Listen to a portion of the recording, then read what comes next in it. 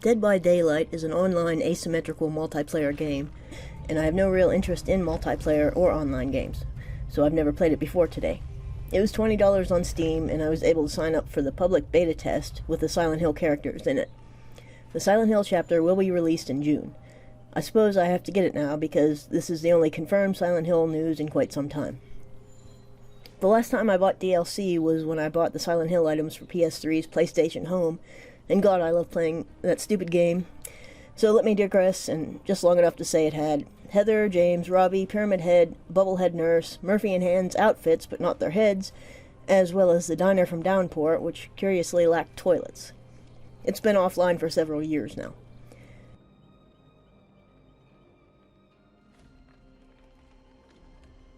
Anyway, Dead by Daylight was released for Windows in 2016, making this June the 4th anniversary.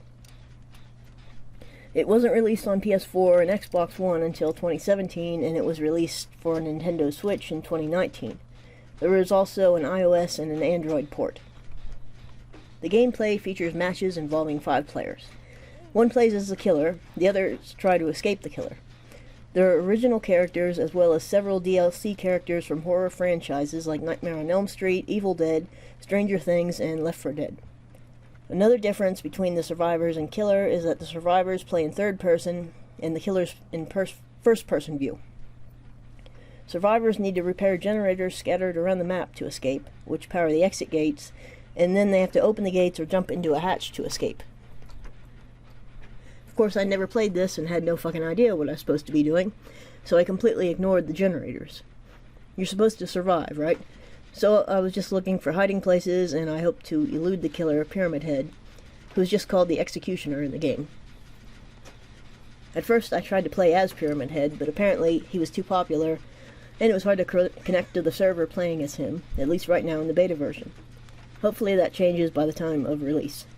So I switched to Heather, and was able to play right away. There are boxes and things you can hide in, and pieces of wood to pull down to impede the killer, and generators which are important, though I ignored them. If you are injured, you slow down and leave a trail of blood, making it easier for the killer to find you. The Silent Hill chapter will include a Midwich Elementary map, but I don't know how to change the map yet, so I'm not sure if it's there yet, or if the characters are the only things available. I might have had a better time if I'd read the instructions first. I also haven't played it as any other characters yet. I hope this isn't the big news that's been hinted about in the Silent Hill fandom recently, as it doesn't actually count as the Silent Hill game. Another problem is that instead of the mitten-like gloves Pyramid Head wears in Silent Hill 2, he wears 5-fingered gloves in this game. Otherwise, he looks close enough to the SH2 version, I guess, and I'm glad they used him rather than the movie or Homecoming version. Heather looks a bit different, however. Maybe her face texture is smoother, less freckled.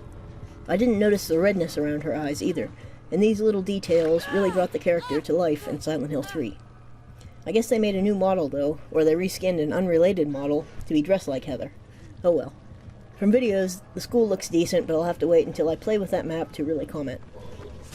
Since I was just running around aimlessly, of course Pyramid Head found me and began kicking my ass pretty soon after I began playing.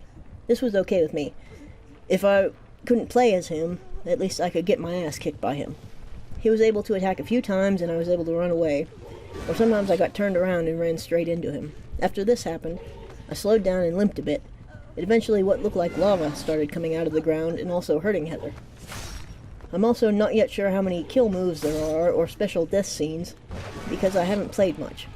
Pyramid Head didn't seem all that fast to me, and he slows down a bit after attacking you and you can sort of get out of the way, maybe to hide.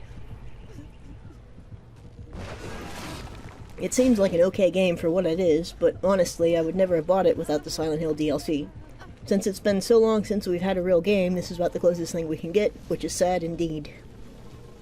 There's also a cosmetics store, and players can buy cosmetic upgrades with iridescent shards or auric cells. The latter can only be purchased with real money, and allow you to buy more sooner than if you'd wait until you had enough iridescent shards. This means I'm not getting any, since I'm only spending real money on the Silent Hill shit, and then I'm done. I'm not even sure how much more I'll play this, but with new Silent Hill content comes out, But whenever a new Silent Hill content comes out, I feel obligated to check it out, regardless of what it is, I suppose. Probably worthwhile if you already have the game or are into this genre, but I tend to only care about one-player games, and this is not really the sort of thing I spend a whole lot of time on.